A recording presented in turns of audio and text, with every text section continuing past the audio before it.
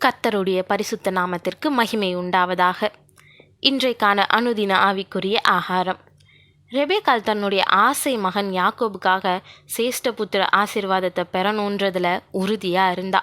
பதவி, அதிகாரம் மற்றும் செல்வம் ஆகியவற்றுக்காக அவ ஈசாக்கை ஏமாற்ற ஒரு தந்திரமான திட்டத்தை தீட்டினான். சேஷ்டபுத்திரனுக்கான ஆசீர்வாதத்தை யாக்கோபு விரும்பினாலும் அவனுக்குள்ளாக ஒரு பயம் இருந்துச்சு.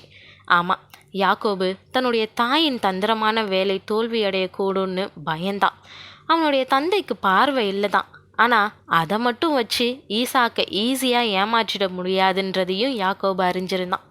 அவனுக்கும் ஏசாவுக்கும் பல வித்தியாசங்கள் இருந்துச்சு.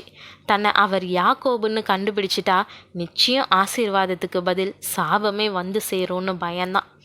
அதற்கு அவன் தாய், என் மகனே, உன்மேல் வரும் சாபம் என்மேல் வரட்டும், என் சொல்லை மாத்திரம் கேட்டு நீ போய் அவைகளை என்னிடத்தில் கொண்டு வா என்றால்னு நம்ம 27வது அதிகாரம் 14வது வசனத்தில் வாசிக்கிறோம். தான் ஏமாற்றப்பட்டதை அறிஞ்சா ஈசாக்கு யாக்கோபு மேலே சுமத்தக்கூடிய சாபத்தை பற்றி ரெபேக்காள் பயப்படவே இல்லை. அந்த சாபம் எனக்கு வரட்டும், அதை பற்றி நீ கவலைப்படாமல் தன்னுடைய அறிவுரைகளுக்கு கீழ்ப்படியுமாறு யாக்கோபை வற்புறுத்தினான். அப்படி அவன் தன்னுடைய தாயின் திட்டத்துக்கு உட்படும்போது அவன் தந்தையை ஏமாற்றுகிறவனாக இருப்பான், தன்னுடைய சகோதரனை ஏமாற்றவனாக இருப்பான், தன்னுடைய தாய்க்கு சாபத்தை வருவிக்கிறவனாக இருப்பான், தன்னுடைய சொந்த ஆத்மாவை பாவத்தில் நடத்துகிறவனாக இருப்பான். ஆனால் இதையெல்லாம் சிந்திக்காத ரெபேக்காள் தன் திட்டத்துக்கு தன்னுடைய மகனை இணங்க செய்கிறா. ஏன் ரெபேக்காள் தன்னுடைய மகன் யாக்கோபுக்காக இப்படி ஒரு குறுக்கு வழியில் அந்த ஆசீர்வாதத்தை சுதந்திரிக்க விரும்புகிறா? அப்படி என்னதான் அந்த ஆசீர்வாதத்தில் இருக்குது? ஏன் அதை தன்னுடைய இளைய மகனுக்காக பெறதுக்கு தன்னையும் பணையம் வைக்க தயாராக இருந்தா? ஒவ்வொரு ஆசீர்வாதமும் கர்த்தரின் நாமத்தை உள்ளடக்கியது. கர்த்தர் கொடுக்கக்கூடிய ஆசீர்வாதம் அன்னைக்கு தகப்பன் மூலயமா பிள்ளைங்களுக்கு வருவதாக நம்பப்பட்டுச்சு. கர்த்தரால் ஆசீர்வதிக்கப்படுவதின் முக்கியத்துவத்தை பற்றி ரெபேக்காவுக்கு போதுமான புரிதல் இருந்துச்சு. சேஷ்டபுத்திர ஆசீர்வாதமானது ஈசாக்கின் வாரிசாக இருப்பதற்கான எல்லா உரிமைகளையும் சலுகைகளையும் உள்ளடக்கியது. ஆனால் இந்த ஆசீர்வாதத்தை இந்த தந்திரமான முறையில் பெற முடியுமா? ஈசாக்கின் குடும்பத்தில் ரொம்ப ஆழமாக ஊடுருவிய பாவத்தை பற்றி வேதம் ஆணித்தரமாக சாட்சி கொடுக்குது. யாக்கோபு அறிஞ்சே பாவம் செய்ய இணங்கினான். பாவத்தின் பிடி தீயதாயும் உறுதியானதாகவும் இருந்துச்சு.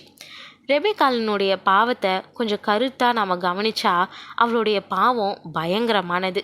அவள் செஞ்ச காரியத்தால் தன்னுடைய கணவனுக்கு துரோகம் செஞ்சா. ஈசாக்கின் பலவீனங்களை அவள் தனக்கு சாதகமாக்கிக்கிட்டா. அவள் யாக்கோபை பாவம் செய்ய தூண்டினான். ரெபேக்காள் தான் யாக்கோபை தன்னுடைய விருப்பத்தை நிறைவேற்றும்படி வற்புறுத்தினான். அவள் தன்னுடைய மூத்த மகனான ஏசாவுக்கு அநீதி இழைச்சா. பிரியமானவர்களே, எதையும் நாம் நேர் வழியிலேயே செய்யணும். நம்மளுடைய குடும்பத்தில் மற்றவங்க நேர்மை இல்லைன்றதுனால நாம் நேர்மையை, பரிசுத்தத்தை இழந்தாலும் பரவாயில்லன்னு நினச்சிடக்கூடாது. மற்றவங்க அநீதியாக இருந்தாலும் நான் கர்த்தரையே நம்பி இருப்பேன்னு இருந்தால் மட்டுமே நாம் கர்த்தருக்கு பிரியமானவங்களாக இருக்க முடியும். தந்திரமான வழியில் ஈட்டிய எந்த ஆசீர்வாதமும் நம்மளால் அனுபவிக்கவே முடியாதுன்றதை நம்ம புரிஞ்சுக்கணும். ஈசாக்கின் குடும்பத்தார் நமக்கு எப்படியெல்லாம் இருக்கக்கூடாதுன்றதுக்கு உதாரணமாக வைக்கப்பட்டிருக்கிறாங்க. சிந்திப்போம், நீதியையும் தேவ வழியையும் கற்றுக்கொள்வோம். தேவன் தாமே கிருபையும் தயையும் செய்வாராக. ஆமீன்.